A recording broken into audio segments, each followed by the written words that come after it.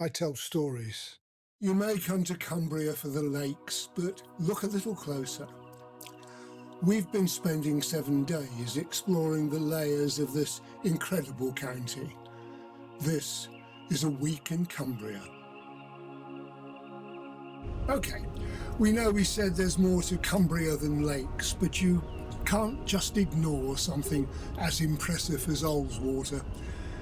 They call Ullswater the most beautiful lake in England, and its beauty was forged in a prehistoric clash of ice and stone.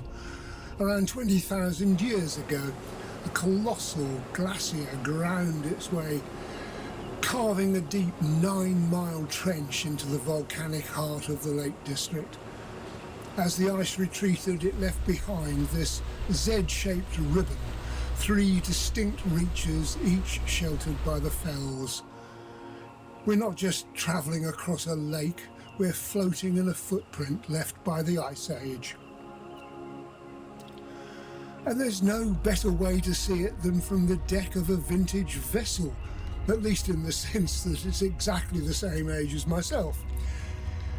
The Ullswater steamers have been the pulse of this water since 1859, and the Lady Wakefield is the youngest of the 5 motor yachts on the lake.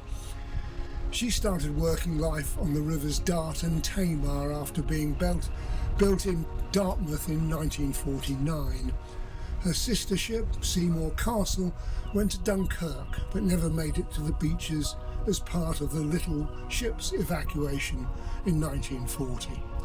And she's a relatively recent addition to the Ullswater steamer's fleet of 5 heritage boats and came into service on Ullswater after a full refurbishment in the summer of 2007. As we head down the lake, look toward the slopes of Gowbarrow. This is holy ground for the Romantic movement. In 1802, William Wordsworth and his sister Dorothy walked this shore and saw, guess what, a host of golden daffodils fluttering in the breeze. And that single moment of observation became perhaps the most famous poem in the English language. But the lake has a louder history too. In 1955, the silence of these hills was shattered when Donald Campbell hit over 200 miles an hour in Bluebird K7, setting a world water speed right here on this surface. If the lake is the heart of the valley, Aera Force is its pulse. This isn't just a waterfall, it's a temperate rainforest, apparently, managed by the National Trust. Because of the constant cooling mist, rare mosses and liverworts thrive here that exist nowhere else in this region. And the Howard family of Greystoke Castle turned this into a Victorian pleasure garden, planting over 200 specimen conifers, and today it remains a vital sanctuary for the native red squirrel, one of the few places where you can still see them scampering through the trees, safe from the grey invaders. So, who owns this masterpiece? It's a delicate patchwork. While the Lake District National Park Authority looks after the water itself, the surrounding, what they call a curtain of land, is a mosaic of stewardship. The National Trust and local estates work in tandem to ensure this remains a working landscape and not a museum. You see it in the Ullswater Way, a 20-mile circular path created to help hikers enjoy the shore without eroding the very habitats they've come to see. It's preservation by design, if you like, balancing a million pairs of boots with the needs of the wild.